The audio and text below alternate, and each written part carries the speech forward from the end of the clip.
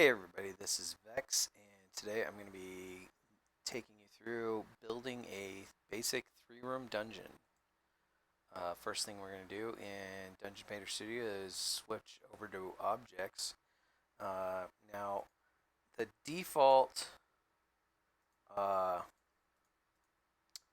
dungeon builder set comes with a floor tile that is 8 by 8. And I'm going to try and use the default stuff just to show you how you can use the default stuff rather than use anything that I've custom made. To give you an idea of what I'm talking about custom, I've taken this same default thing, uh, this tile here, and I've cut it into smaller pieces so that I can do exactly what I want with it. But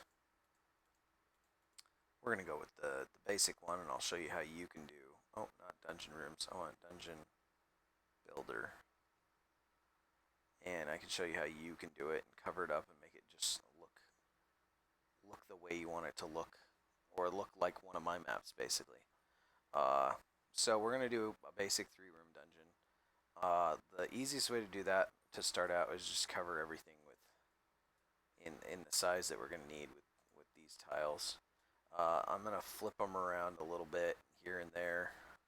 What do we got? That's almost 25. We'll go a little bit further. Every once in a while, after I place in a few, I'll hit the space bar and turn it so we don't get exactly the same pattern over and over. And we're just making a big dungeon square. It's not really... Uh-oh. Something didn't line up. Probably this one. No, that one's fine. It was this one. Aha. It was the culprit. Okay, we'll switch back over here. We'll do one more row. Just... Okay, and we're going to make, like I said, a basic three-room dungeon. So we're going to come over here next. I'm going to go ahead and group all these floor pieces because it'll make it easier. A little less cluttered. Just call it dungeon floor. Then we're going to take some of these long walls. And we're going to say the players are going to come in right over here. And we'll go ahead and go not all the way to the edge, but pretty much to the edge. And so you'll notice you want the bottom of the wall to line up so that they overlap. So that these pieces, it's kind of hard to tell because of the way we did these. And it's not a big deal if you cover things up. We'll give it a nice 10-foot wide entrance. And oh, I need to allow half. Except I don't want to do it right there. I want to go a little bit further down. And that's still, I did it wrong. Oh, that'll work. That's fine. We're gonna get, and I know this looks weird. This little corner here is gonna get covered up anyway. So this is gonna be the first room of our dungeon. And again, that corner will get covered up.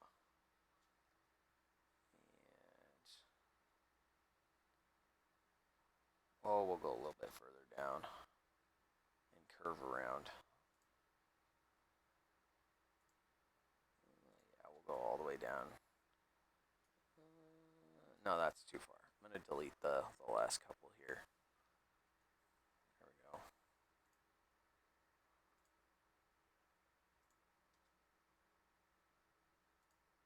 And that's fine. So that's basically our first room. Now, I said we're going to do a basic three-room dungeon where one room leads to another room and leads to another room. But, you know, we got enough space.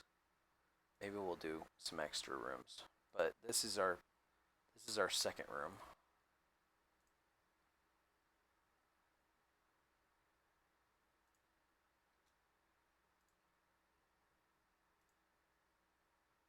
And I am making these a little bit big. That's okay. Big dungeon rooms are fine. And we'll go ahead and do a hallway that curves around and leads down to our big main room here at the end. Maybe we'll put some traps in this hallway. So, oops, I didn't mean to click that. Wanted to click that one.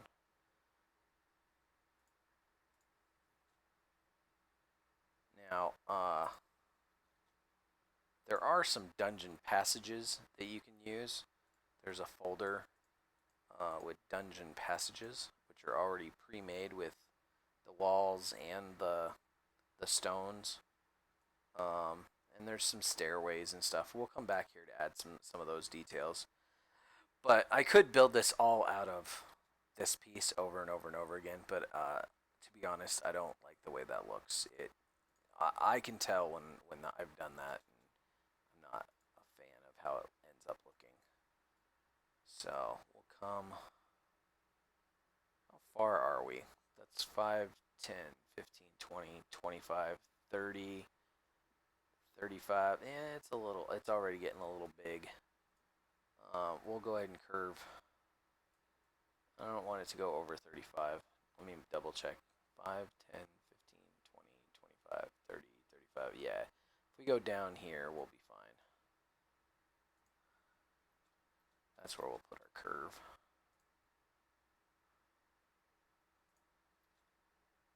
And right there. It's not really a curve so much as a turn.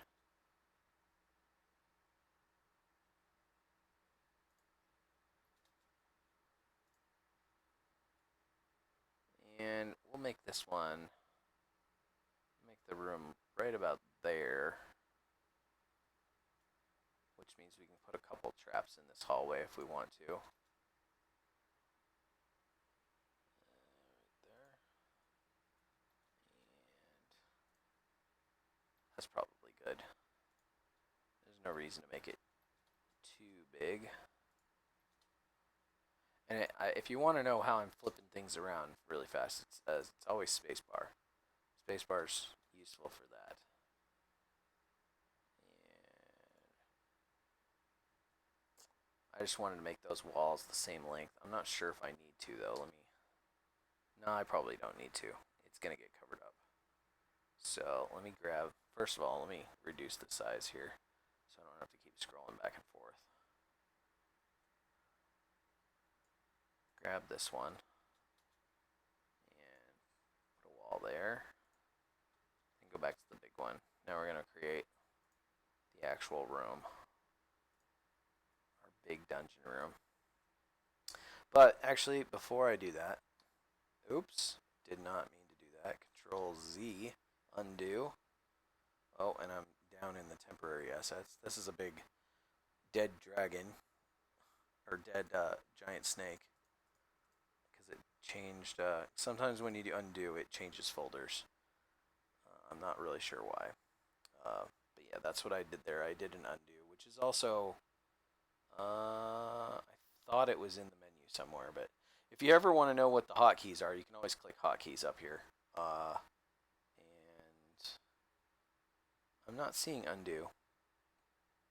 That's interesting, but it is in there. It is Control Z, and you can undo a bunch of times. I'm not sure how many though. Maybe 20. Go back 20 steps. But instead of putting a room or just building a basic room here, let's go ahead and look at the pre-built dungeon rooms, which he's done. And there's some interesting things. Like here's a crypt. And actually, that might work for what we want. Except we don't want a narrow little crypt. We want a wide crypt with a big open room. So actually, that's probably what I'll do here. So I'm gonna do something interesting here. I gotta line this up just right. Yeah, that looks good. And then the other side of our crypt is gonna be maybe a little closer to where the Players enter. I may actually move that other one down so the room's not quite so big. So move it down to about where the other one is, so everything's spaced out evenly. Now I know you're probably looking at this going, that looks really strange, and it does, because I haven't finished. So we're gonna go back to the dungeon builder. I'm gonna throw another one of these on top of this. And hey, look at that, it worked out. Now we're gonna lose a little bit of those cool corner shadows, but that's okay. And it looks like my floor needs to go up to the top. There we go. And let's finish the walls. And then we'll group everything all together. So this is gonna look a little strange unless I blend it. So I'm gonna go ahead and go on top like this. And over here the same thing. Now I don't like the way these look without walls around them. So we're gonna add some walls. And I'll show you how I do that. So it doesn't matter with the back walls. Actually, we're gonna go with the big one because we're just gonna go straight across, and you'll see why it doesn't matter that we're not making corners. And then we're gonna use this little one, I think. Or do we use the big one? The big one sticks out a little bit. I think we want the little one. And we're, oops. Once again, I made a mistake. You can either do delete and delete the last thing, or you can do Control Z and do undo. So I'm just putting them in all on one side, then I'm gonna flip around, put walls in. Come on, there we go. The snap is strong tonight. Okay, so now we've got all of our walls, but we still need all the corners, right? So that's the next step. We're gonna scroll over here, and there we've got inside walls and outside walls, and these are outside, and we're gonna have outside walls and inside walls. So these are the walls that curve this way. Now these middle ones, will come back to those because I had to make a special piece for back-to-back walls. I didn't have one. Every once in a while, you might want to switch out which one you're using. He's got 3 different ones for these inside curves. We'll switch again. And we shouldn't have any inside curves except this one left. We'll switch back to the first one, just because it gives a little variation. Okay, now we got all these outside curves. Or, sorry, inside curves.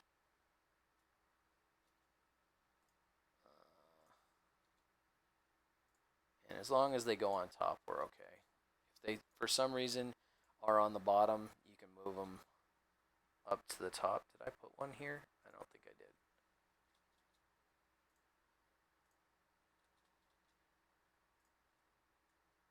And these just kind of close off these corners and make them look nice.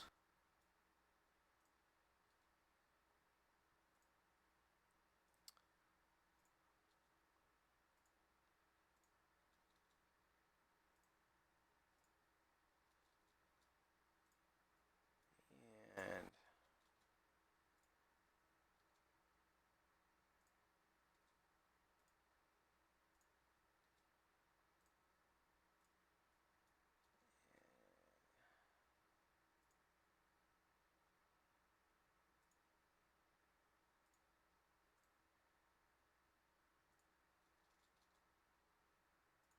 just going through all the corners and providing a little variation. Okay, those ones are done, except for these inside corners. And do these ones. 2, 3, 4, 5. And this middle one back to back. Okay. So, as I said, the only thing I don't have is these middle pieces, and I made one. I edited the asset in Photoshop because I knew I was going to be doing these kind of U-turn, as I call them, U-turn corners. So here's my own custom dungeon builder set, and as you can see over here, I have, what did I call it? I called it wall, corner, outside wall, end, 3 by 3, which is interesting because it's not really a 3 by 3. I don't know why. Are these? That one's a 2 by 2. I mean, that makes sense. It goes, it's 4 squares. This one, I'm not sure why it's called 3 by 3. Now, as you can see, it doesn't line up correctly, and that's just because when I made it, the scale is slightly off. I believe 85 is the correct setting, and then they look right. And I'll flip this around and, oops, once again. Come on, there we go. Okay, so now we've got our walls done, we've got our floors done, except that it looks really strange because everything outside of it is also dungeon walls. So we're going to group all these things together here, and we're just going to call this dungeon walls. Even though technically we remember that it's more than just the walls, there's also these, uh,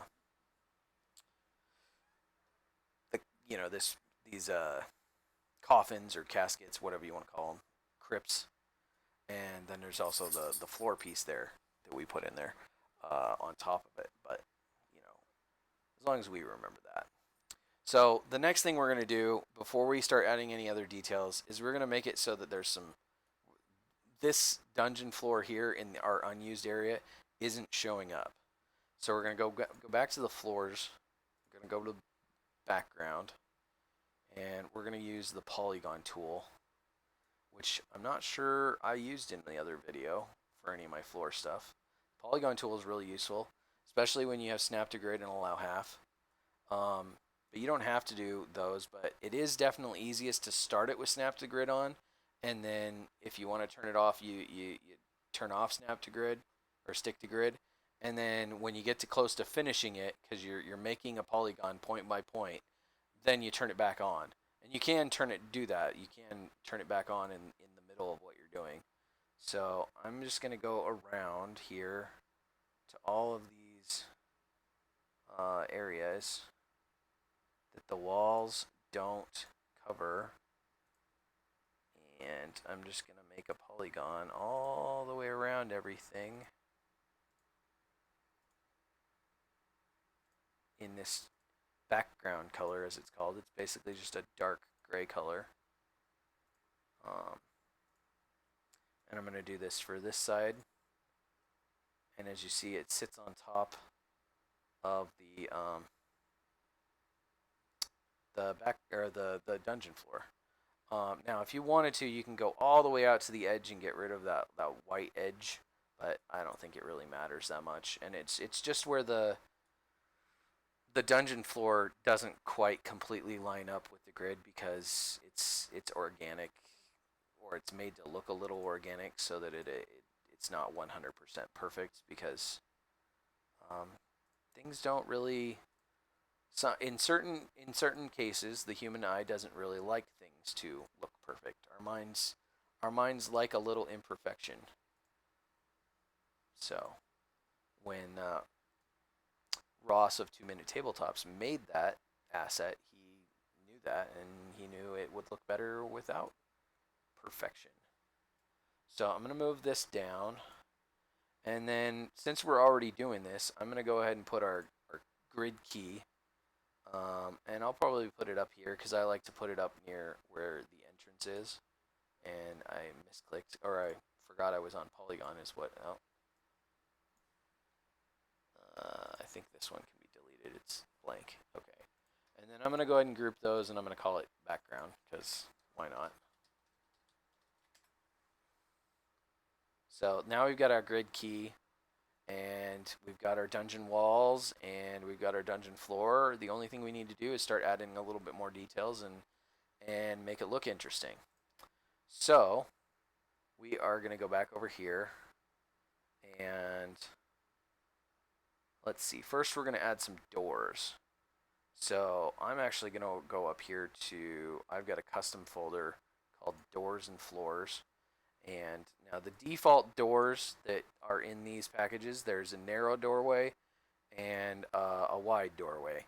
I have gone in and recolored those. So we're going to go ahead and use some colorful ones because colorful doors look more interesting. So we're going to put a green door in first. And maybe we can consider this as kind of a little joke here. I'm gonna undo stick to grid because I don't like it when it sticks out a little bit and you can see the wall underneath. But I'm gonna put a door on each side of this so that no matter which side the players are on, they can still see the door in the room that they're in. But technically, that wall would be the same. It doesn't count as 5 feet when you're actually moving through it. But that is a double door. That's like they would be able to go through it from this square to this square, or this square to this square, or, anything. It's covering the whole 10 feet. That's the idea with this door. Which one got? I like to have the door that the players are going to go through. I like to have that one be the one on top. So it's not a huge deal, but it's just a personal thing. But we could consider this a little inside joke, like when you go to a show or something. Maybe you go into the green room first, where you get ready to go into the actual show. So maybe that's this first door you go into. That's the green room. So let's see. How about the next door? Just for fun, we do a blue door. And once again, it doesn't seem to like what I'm doing. I'm not sure why. Sometimes the layering it's not as instinctual. It just decides it's going to do its own thing, and it thinks it knows what you want. So obviously for the last door, we're going to do a red door because red is awesome.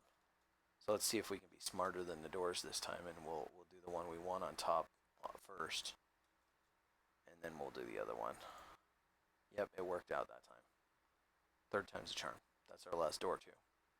Okay, so we've got all the doors. We're going to group all the doors. And of course, we're going to call them doors. So now we got to think about what do we want in these early rooms. We did a 3-room dungeon. This first room may have some sort of guardian or a locked door, a trap. How about we put some sort of statue in there, and we'll assume that there is a sort of, say, the password kind of a thing.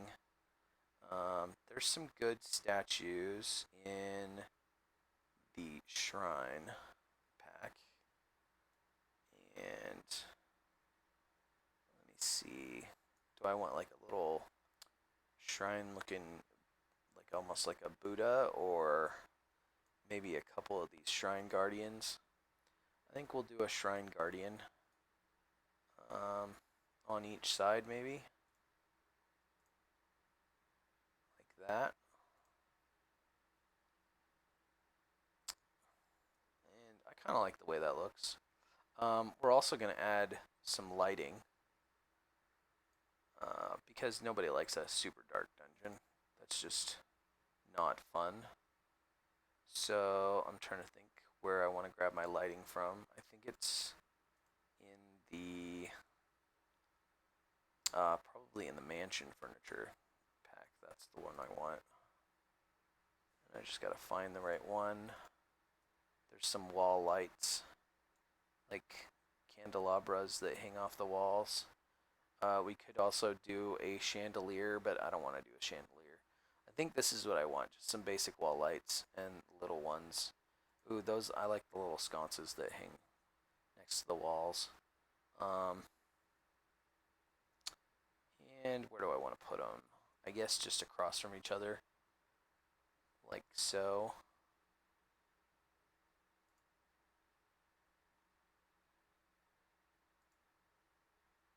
And there we go. We've got a little room built that when the players come in, You can either do like something like there's a riddle written on the wall and they have to say the right the answer, or perhaps they have to disarm the trap that's on the door, and if they don't, maybe the statues animate and attack them. There's a bunch of different options that you could do here with this simple little room. And we're gonna go ahead and group this stuff, and we'll just call this room 1 decorations. And I do like to capitalize when I group. I don't know why. It's just something I always do. You don't have to do that. That's just it makes it easy for me to see at a glance that that's a group, because the most of the objects have um, lowercase letters in them. Because I don't always see. I know they're bolded, but I don't always see that at a glance. So this second room, we're probably going to have some sort of monster in here. And there's some other kinds of statues right there in the same mansion furniture pack. So the question is what do we want to put in there to decorate it for monsters? And I'm thinking maybe these monsters are kind of vicious and they get fed by whoever's in the this third area, or maybe they're undead. But either way, I want to put some blood stains on the floor in here, I think, and that'll be the only decorations. There won't be any lighting, just blood stains, just a dark room with blood. So I'm gonna go ahead and turn on the random angle, and that way when I place some of these, it'll randomly change the angle. And maybe one there, one there. Then we'll put a lot of droplets all over the place.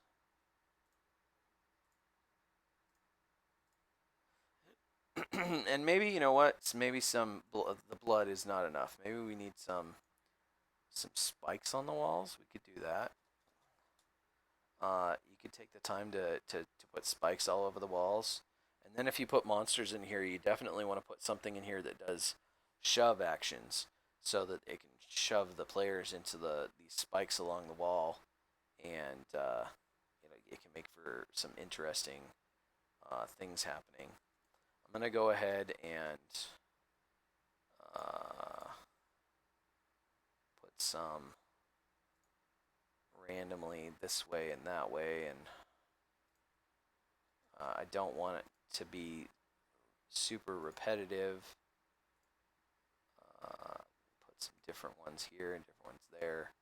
Let's see, we'll put a couple more of these little bloody spikes, and then the rest of the spikes will be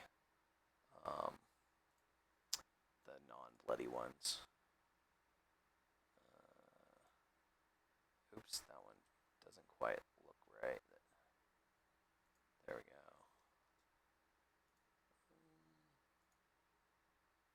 I like to make things look kind of random, but it's more like a planned out random, since I'm overthinking it in my head. But it ends up looking semi-random, I think. Sometimes I have to correct what I do, because I look at it and I'm like, nope, that looks too repetitive, too realistic, too something.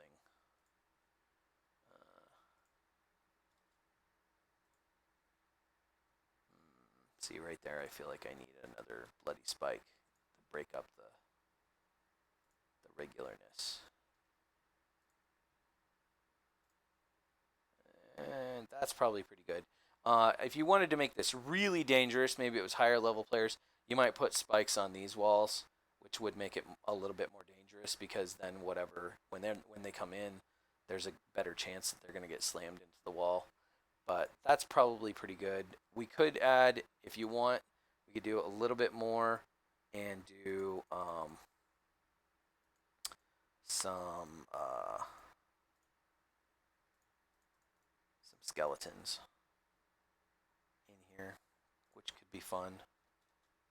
These skeletons are small. Oh, I've got everything turned down to 85% still. I forgot. We're gonna make these a little bit bigger than normal. Maybe one 10. And I think this one should just be sitting against the wall. One right there. One right here. Oh, this guy was trying to crawl away. Another one down here. And down here. That's probably pretty good. That's 6. That's like a big adventuring party right there. Anything more, and it's you're not, you gotta explain it a little bit better. We're just gonna call this one room. Whoa, wait, hold on. Ungroup. I think I grabbed more than yeah. My stuff got moved around. There we go. Now it should be all together. We had another group in there. Just want to make sure. Okay. Group. Room 2 decorations. Yeah, the layering sometimes gets a little messy with this Dungeon Painter Studio. It's just something you have to deal with. It's just a quirk. Let me move the scale back to 100% before we move on to the trap hallway. Okay, so there are 2 ways you can do traps. One is you can just have a note somewhere that there is a trap, and you have no indication to the players, no visual notification. The other way is you can have a really obvious trap. Oops, not dungeon rooms, dungeon trap tokens. You can see some of these are really, really obvious. Even just putting ball bearings here, they're going to notice that, oh wow, that looks very, very different. You put caltrops, they're going to notice that looks very, very different. The same thing with like the bear trap, or the probably the most subtle that you could do would be one of these cracked floors. It does look different, but they might think, oh, it's just a detail. There are pressure plates that look obvious. You can put pits in here, and then there's things to fill with the pits with. In most cases, what I like to do is just make a note of what trap exists. This is tilting floor. As you can see, it tilts. It looks a little bit more. It would probably tilt like that. I mean, if it tilted like that, that's a pretty good trap though. But again, you can see that, so you don't really want that. Now, so those of you if you're making maps for Roll20 and using those tables or those images that you can flip, and you're making an image, the flippable image, that I would make a note on one and then make another version where this is visible. I'll place one, and you can make one that's visible and one that's not.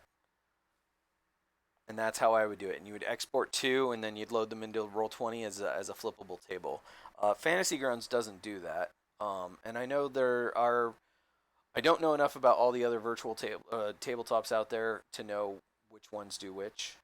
One of the more subtle traps is probably to put these holes in the wall, and your players might notice that there's something going on there.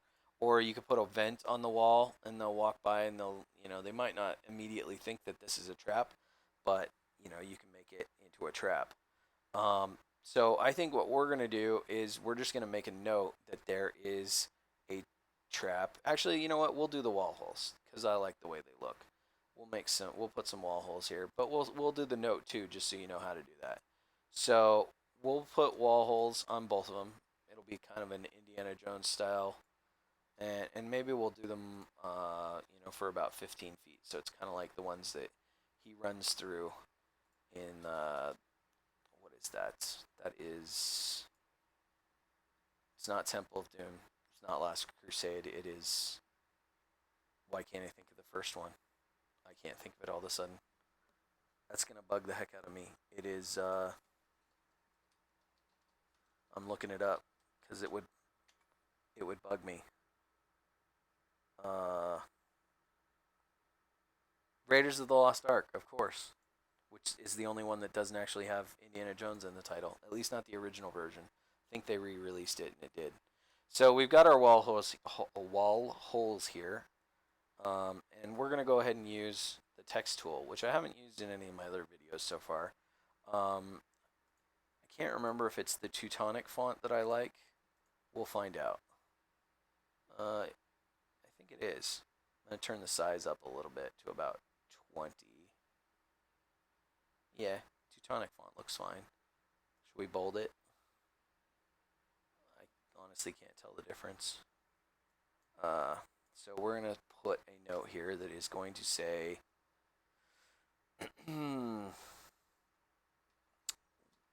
wall trap set off by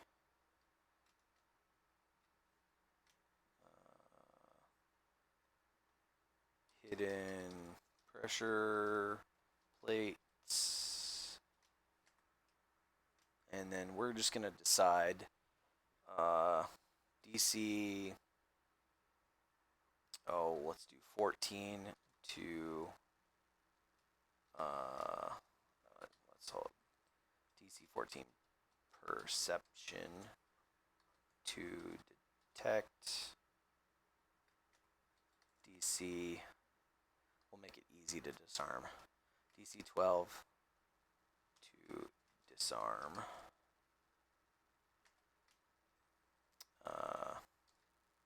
If actually, we should probably make it easier to see if the players can see it on the map. We'll just make them both DC 12s. If a character steps on any of the squares, let's do spaces instead of squares. Spaces in front of the trap, an arrow is fired at the character, or actually let's do several small arrows are fired at the character, and they must make let's make it a dexterity.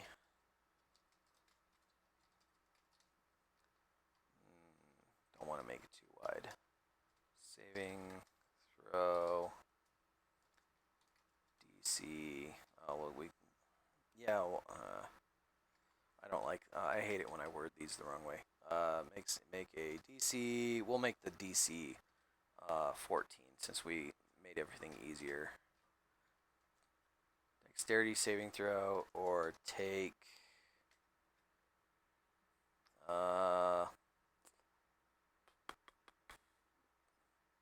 Let's see. Let's say they're getting hit with like several small arrows.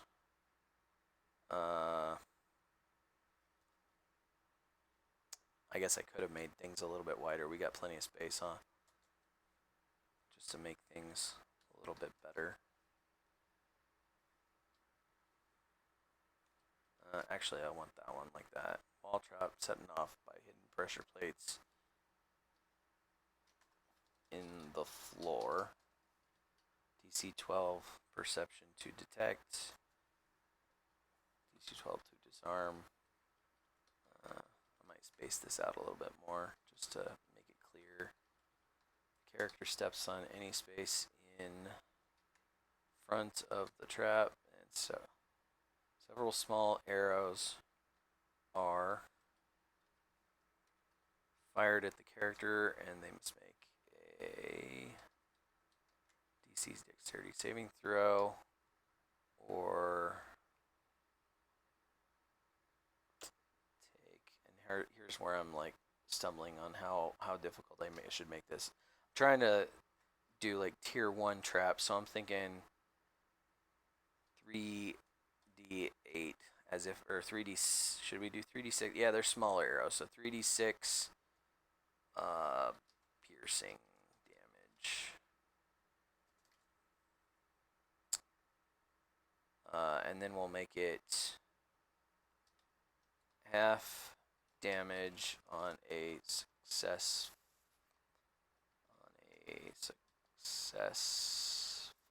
save.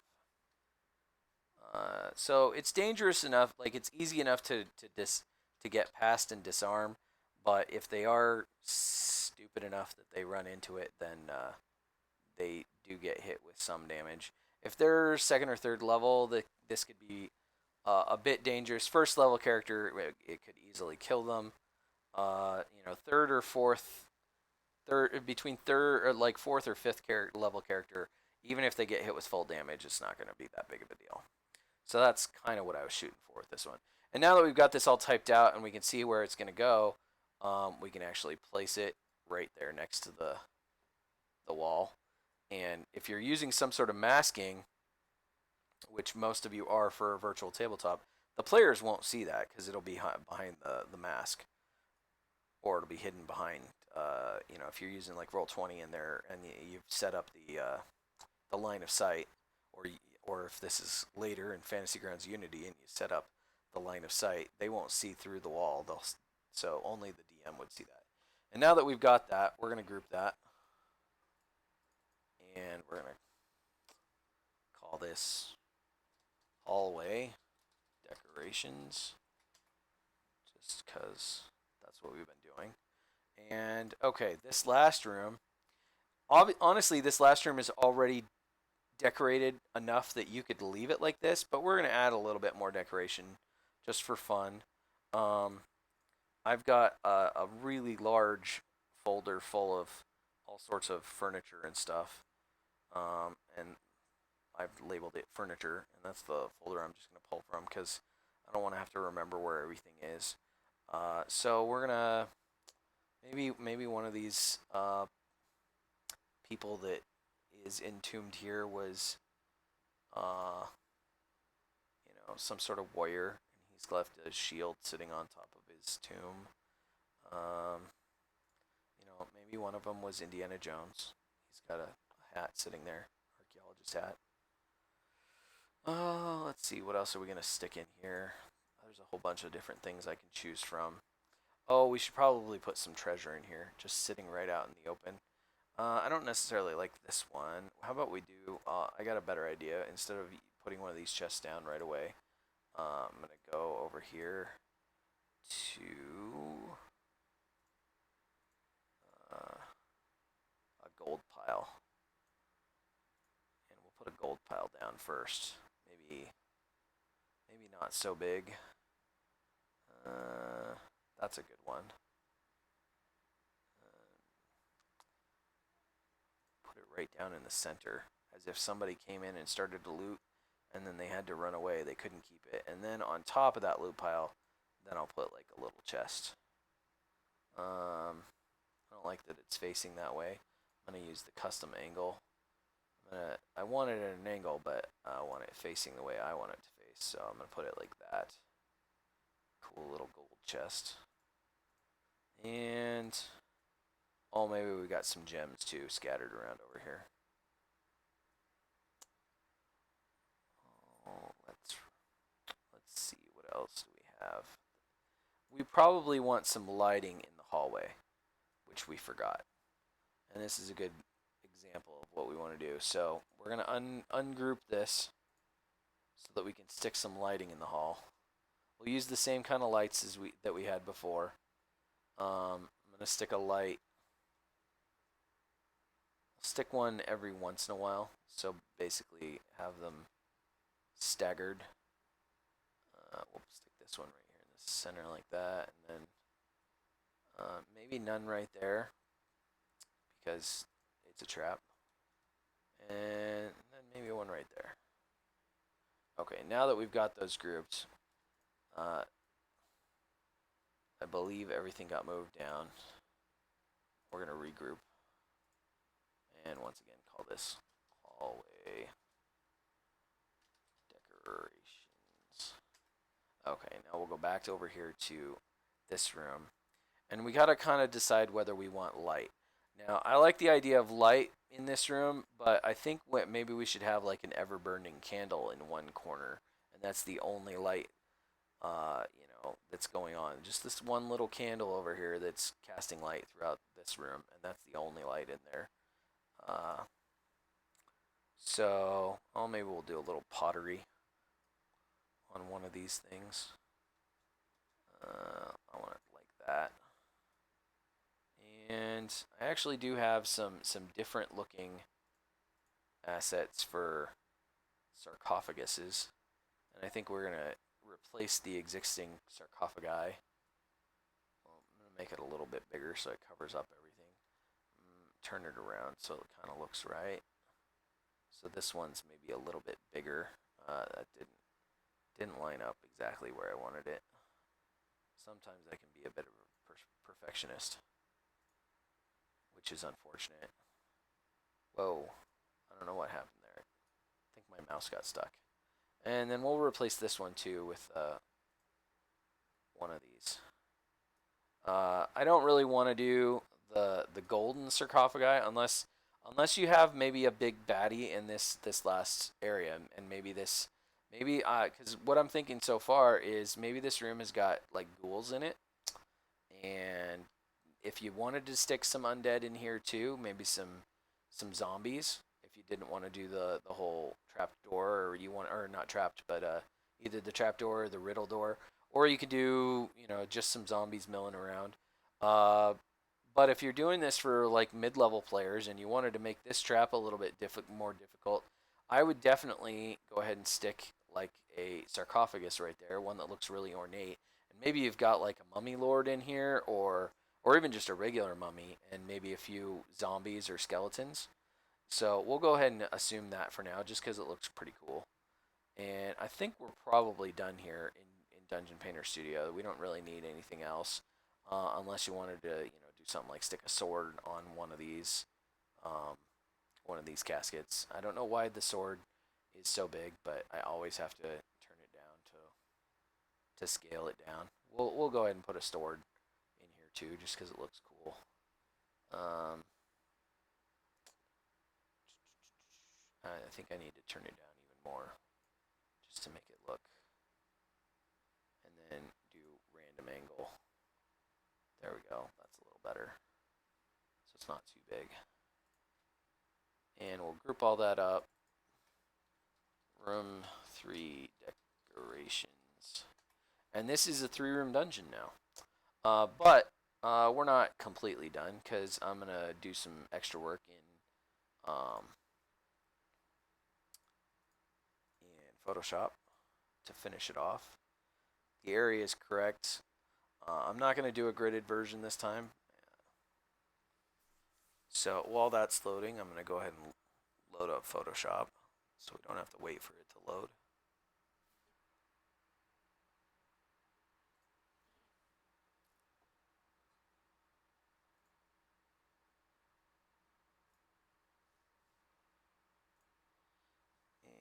And Photoshop's loaded.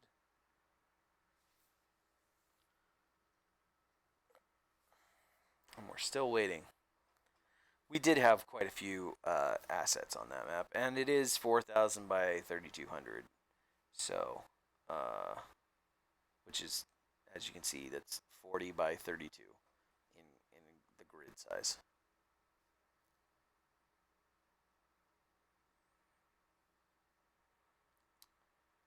But yeah, we're gonna load this into Photoshop and do some lighting effects, and then we should be finished with it. I'm not gonna go through the process of loading into Fantasy Grounds and setting a grid. If you want to see how to do that, watch my random forest map, and you can skip ahead if you want to, if you don't want to watch me make the map. But I do that at the end of that video. Okay, we're gonna go up here. We're gonna go to my Dungeon Painter Studio saves, my YouTube video maps, DPS originals. We're gonna call this one 3-room dungeon, and it is saved. And then we're gonna save the DPS file as well, in case I ever want to come back here.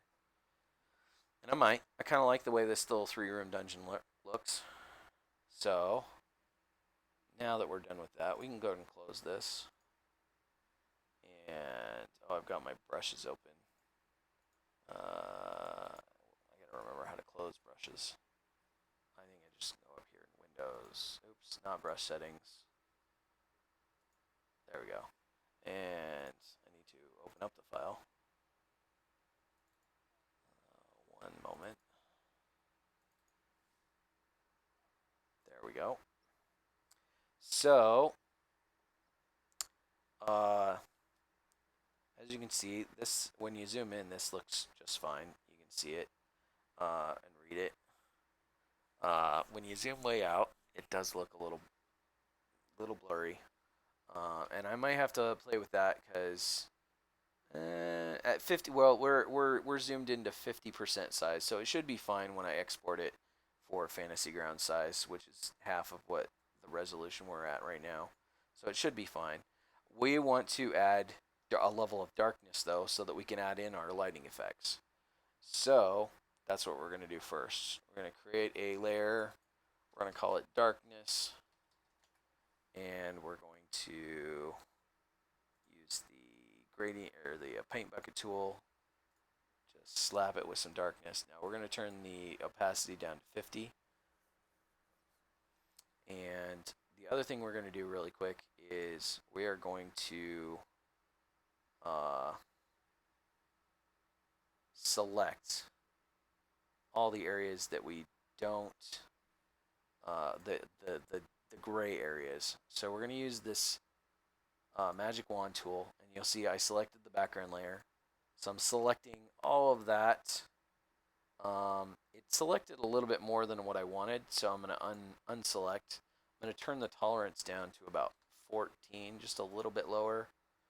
And it still grabbed some stuff, but not most, so that's fine. And I'm going to go ahead and hold shift, and you'll see that the icon changed to a plus. That's because I'm adding this area, and it looks like it didn't grab anything too bad. I am going to use the normal selector, the regular rectangular marquee, to add all of the text area over here. And what I'm doing is I'm selecting this area so that I can go up to the darkness and remove it, just to make this easier for people to read. And then I'm going to hold Alt to take this stuff out. I don't want this included in my what I'm taking away from the darkness. I don't want it to be. I want it to be dark. Basically, is what I'm saying. And there are other ways you can do this. Select what you're trying to select, but this is the way I chose to do it. So one of the nice things about Photoshop, there's lots of ways to do the same things. Okay, so now that that's done, I am going to go to the darkness layer, and I'm just going to hit delete. And that deleted the darkness from that area. So now this is brighter, but the map itself is still dark. So while we got this darkness layer selected, if you've probably seen me do this on the on other videos, but I'm going to go ahead and add a mask layer, and then I'm going to come over here with my paintbrush, and I don't want this brush, so I'm going to change to probably just the soft round. I might look at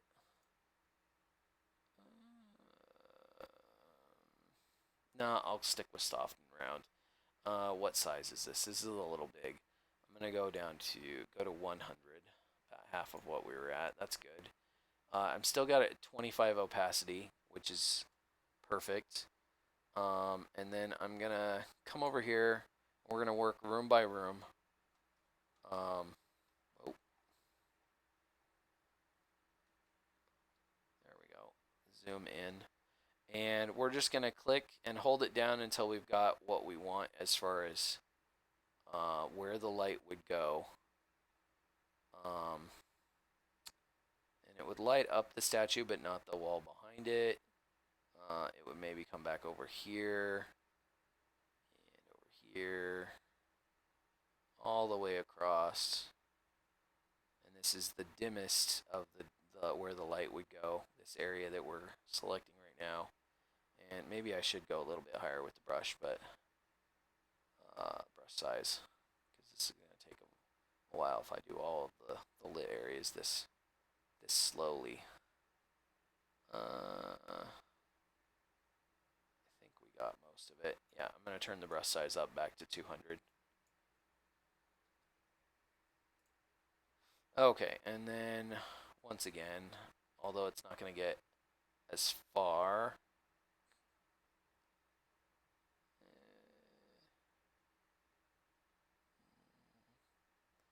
and then there's the center, where the light overlaps, and maybe a little bit like this, just kind of a diamond shape, and another pass in that same kind of area. And then I'm just going to hit this right around the light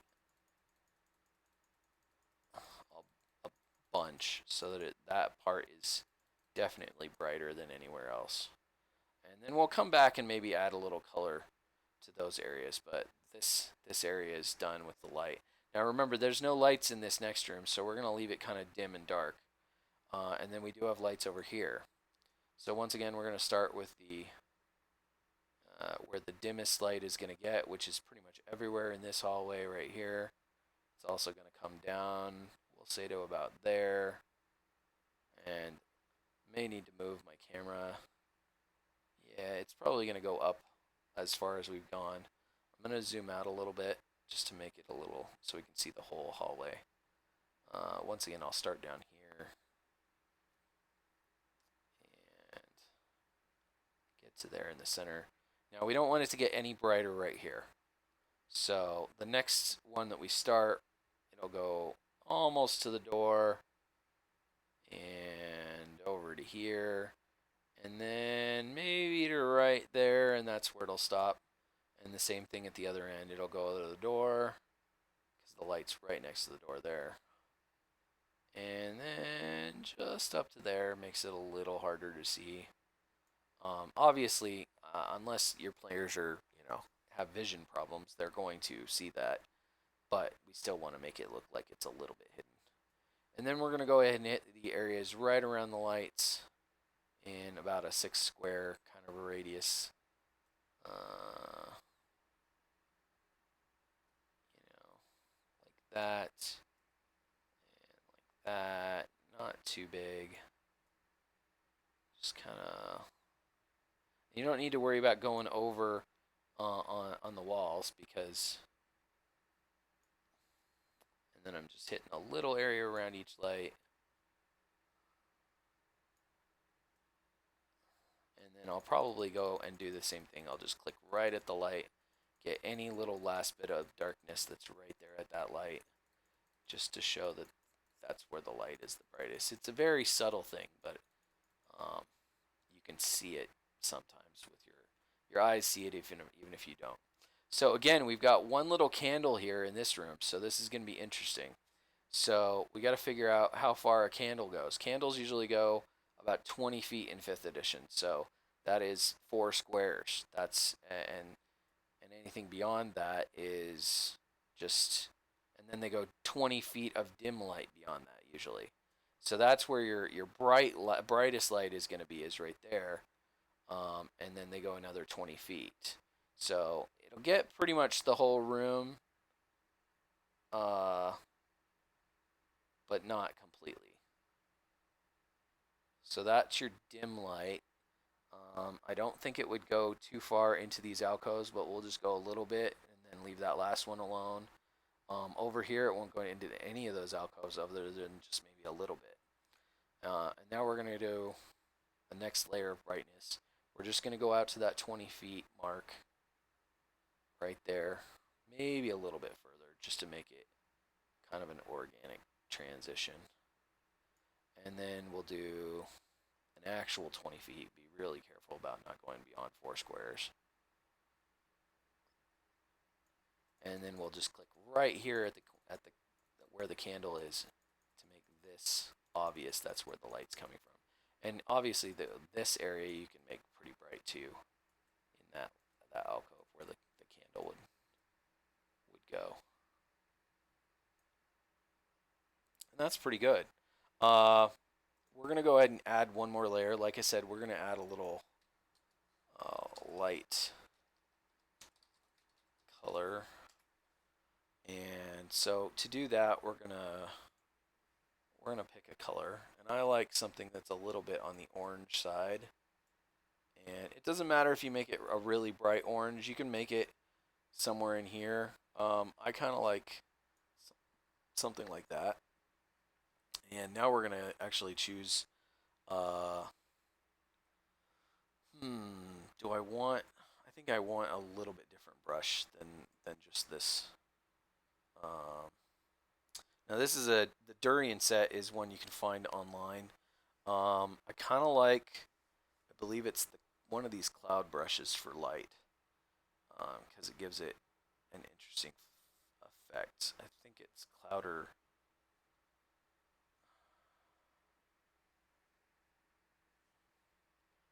I can't remember which one it is. If it's Cloud Brush,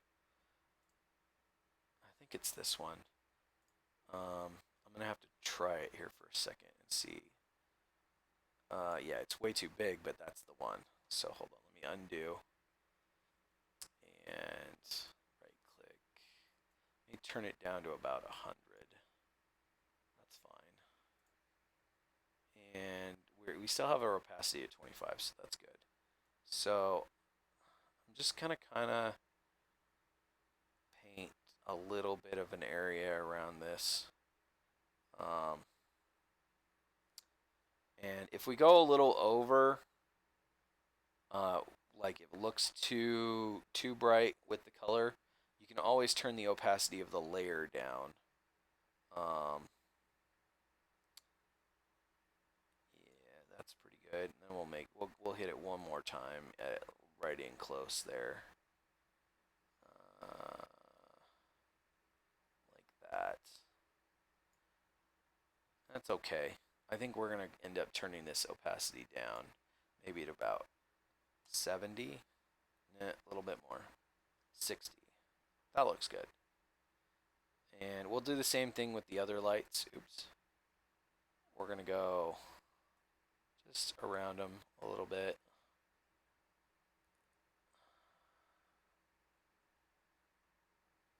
Maybe one hit right there, and then one hit right here. Maybe get them a little separate, give them a little separation, and then a brighter area right there, brighter area right there.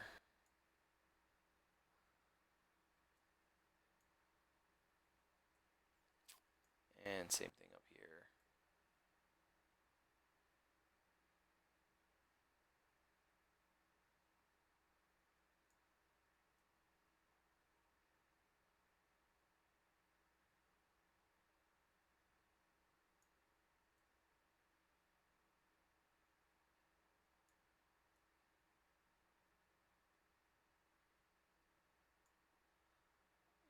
And finally with these ones. Now with these ones, because they kind of overlap, you don't want to let go in between on this first layer or you'll get a weird brighter area in the center. So you kind of have to transition between the two.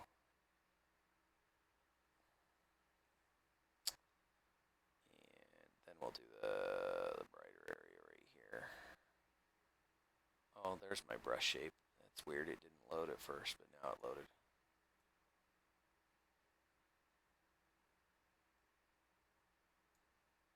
Okay, now we'll zoom out and look at the map. That looks pretty good. Looks pretty interesting. And you've got some cool lighting going on with the darkness in here, which I really like.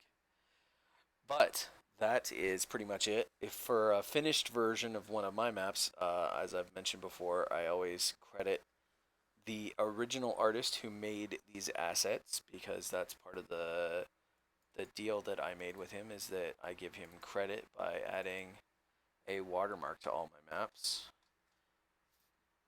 And if you haven't already and you're interested, if you're willing to buy maps, uh, his maps are amazing and they are quite affordable on his website, 2minutetabletop.com. And I want to say most of his maps are only $1. Now, if you're getting more than one map, um, obviously the price goes up. But generally, for a single map, he charges $1. Um, so the only thing we have left is to name this one and to actually save it. So I'm going to go ahead and go through that process. So if I'm saving it for everyone else, like people on Roll20 don't necessarily care that it's nearly a megabyte, because that's not too bad. Um, I'm just gonna save it as that. Oh, did I just save over something? Wait a minute. I don't think I did. I think I just wasn't paying attention to what I was doing. And then I'm gonna save a smaller version for those of us who use software, virtual tabletop software that we need to watch how much memory we're using, like Fantasy Grounds. Although we're not gonna have to worry about that too much longer once Unity comes out. Yay!